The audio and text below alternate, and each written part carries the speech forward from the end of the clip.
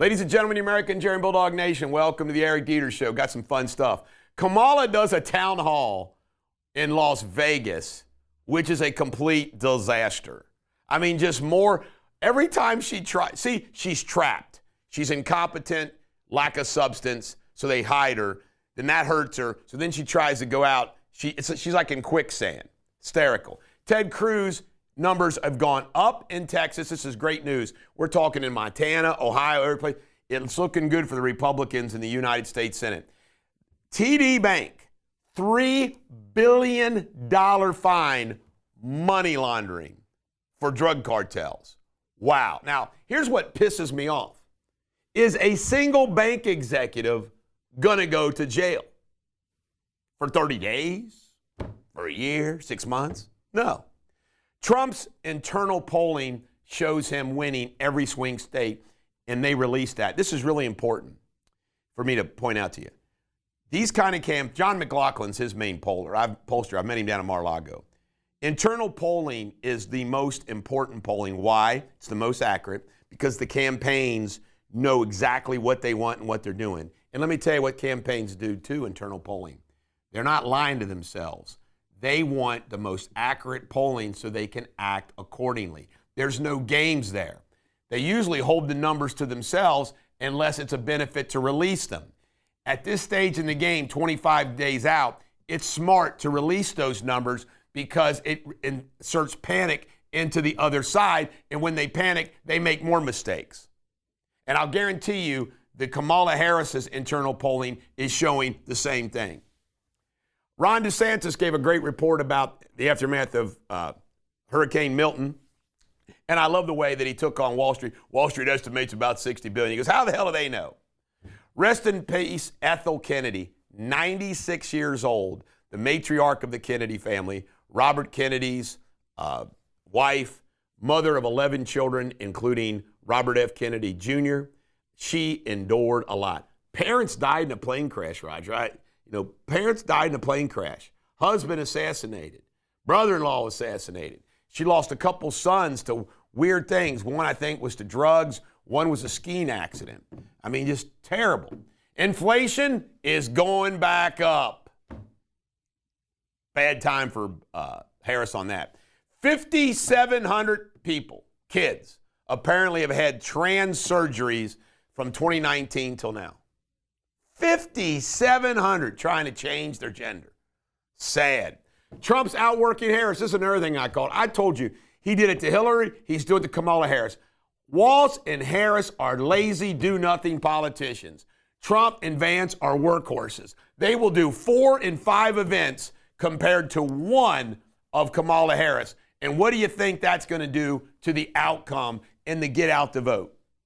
Barack Obama campaigned for Harris in Pittsburgh and basically mocked black men for voting for Kamala Harris. There is no more beta male, metrosexual dude in the world than Barack Obama. He is the epitome of emasculinity. So, sorry, Barack, the black dudes aren't going to relate to you at all. Do not be a spongy, salt-buttered bung. Your Shakespearean salt of the day. Coming up next, local news. All right, here we go with local news. The Kentucky teen that killed his grandmother, they've identified the mother, I think it's named Lori Sherry. And in addition to that, some more's come out. He apparently killed her with a tumbler, a metal tumbler, like for ice or mixing drinks. New state plane for the state of Kentucky. This was hysterical. Andy Bashir stood in front of the plane and took a picture. And the first thing that I thought of, apparently the old plane, 20 years old, apparently has been grounded, lots of problems. I am all for Kentucky having a new safe plane. I think it's very important. So I'm 1,000%. The one thing that struck me looking at the picture, though, this picture was, why don't we have a jet? we got a prop plane? Prop duster. I mean, think about that. I'm telling you, Andy, Governor, I wish you would have bought a jet. Why are you buying a freaking plane? Let's have a jet. Have you looked at the price of jet fuel lately? All I'm saying is I think the governor of Kentucky ought to have a jet. All right, a juvenile was killed in Price Hill over the night. It never stops. It never ends. Evan Nolan, who's an attorney, there we go, more lawyers, is the new member of Cincinnati City Council. This they found in northern Kentucky, I think it was Brooksville, dismembered body, cooked body parts. Yeah! Some macabre stuff right before Halloween. Coming up next, Jamie Spinley and his excellent world news, which he does a great job on, takes very seriously. I'm lucky to have him, and I beat him in chess today. Thanks, Eric. The latest world headlines. 2 UN peacekeepers were injured after an Israeli tank fired on their base in Lebanon. Meanwhile, Lebanese health authorities reported that an Israeli airstrike on Beirut killed 22 people. 1 tourist has died and 12 others remain trapped deep in the Molly Kathleen gold mine in Cripple Creek, Colorado, USA, after an equipment failure. Authorities say the elevator is damaged, complicating rescue efforts. In other news, a Russian missile strike on a civilian container ship in Ukraine's Odessa port left 8 dead. Local authorities reported it was the 3rd attack on civilian vessels in just 4 days, calling it a deliberate act by Russia. And Wire Shorsh, 24, has been sentenced to life in prison for attempted murder after pushing a stranger onto a tube track. For those who don't know what a tube track is, it's the underground system in London, in front of an oncoming train. The London court ruled he must serve a minimum of 8 years. You're up to date on the world news. And I just want to say a special thank you to Roger. He was filling in for Sabrina this week. He's been my producer, and he's been fantastic. Cheers, Roger. Thanks, mate. Coming up next, Sports Without Boundaries. I'll be back Monday. Have a fantastic weekend, guys. Cheerio. Thank you for that world news report, Jamie Spinley. Now let's get with some Sports Without Boundaries. The 49ers beat the Seahawks 36-24. Padres and Dodgers are playing Game 5 today in L.A.